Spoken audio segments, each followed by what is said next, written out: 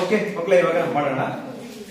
So 5 centimetre ತ್ರಿಜ್ಯವುಳ್ಳ ಒಂದು ವೃತ್ತವನ್ನು ಎಳೆಯಲಾಗಿದೆ. ಸ್ಪರ್ಶಕಗಳ ನಡುವಿನ ಕೋನ ಎಷ್ಟು ಡಿಗ್ರಿ ಇದೆ? 60 ಡಿಗ್ರಿ. ಸೊ ಇಲ್ಲಿಗೆ 5 ಸೆಂಟಿಮೀಟರ್ ಒಂದ್ ಕಡೆ ಬಿ ಅಂತ ಕರೆಯೋಣ. ಸೊ ಈ ಕೋನ ಎಷ್ಟು ಡಿಗ್ರಿ ಇರುತ್ತೆ ಗೊತ್ತಾ? 60 plus x is equal to x plus 60 is equal to 180. ಯಾಕಪ್ಪ ಅಂದ್ರೆ ಈ ಬಾಹುಗೆ ಸಮ, ಈ ಬಾಹುಗೆ ಸಮ. So this side is equal to this side and this side are equal. This is what cyclic quadrilateral ಅಂದ್ರೆ ಚಕ್ರೀಯ ಚತುರ್ಭುಜ.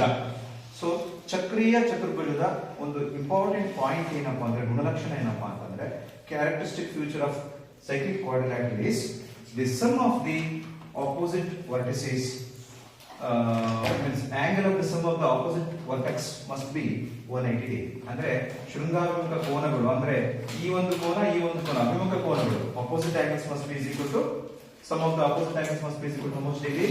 180 degree. If what is x?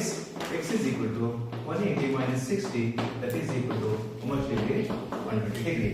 ಈಗ ನಾವು ಕೆಲಸ ಮಾಡ್ಕೊಳ್ಳಬೇಕಾಗಿದೆ. So draw a circle of radius how much centimeter? 5 centimeter. So I will measure the 5 centimeter length. So ಇವಾಗ ನಾನು ಏನು ಮಾಡ್ತೀನಪ್ಪ ಅಂದ್ರೆ ಒಂದು 5 centimeter ಅಂತ ಒಂದು ಹೇಳಿದೆ ಮಕ್ಕಳೇ. ಸೊ ಇದನ್ನ ನಂತರ ಇವಾಗ ಏನ್ ಮಾಡ್ಕೋಬೇಕು ಅಂದ್ರೆ ಒಂದು ಹೀಗೆ ಇದು 60 ಡಿಗ್ರಿ ಬರಬೇಕು. 60 ಡಿಗ್ರಿ ಬರಬೇಕು ಅಂತಂದ್ರೆ ತಕ್ಷಣ ನಾವು ಹೀಗೆ ಈಗ ತಗೊಂಡು ಹೀಗೆ ಕಟ್ ಮಾಡ್ಕೊಂಡು ಈಗ ಏನ್ ಮಾಡಬೇಕು ಅಂದ್ರೆ ಈಗ ಮಾಡ್ಕೊಂಡ್ರೆ ಈ ಬಿಂದಿನ ಮುಖಾಂತರ ನಾವೊಂದು ರೇಖೆ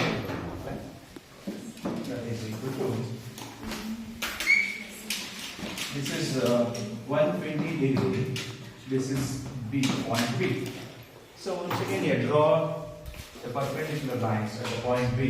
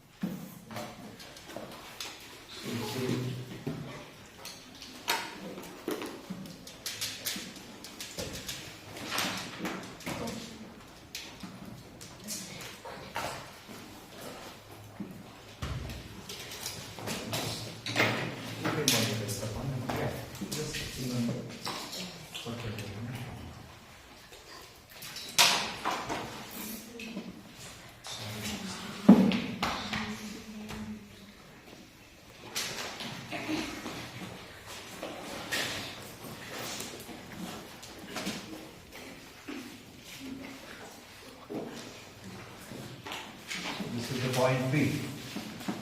This is how much degree? 60. ಒಂದು ಜೊತೆ ಸ್ಪರ್ಶ. ಎಷ್ಟು ಜನಕ್ಕೆ ಅರ್ಥ ಆಯ್ತು? Okay? Okay. Shall we go for next problem? Yes, sir.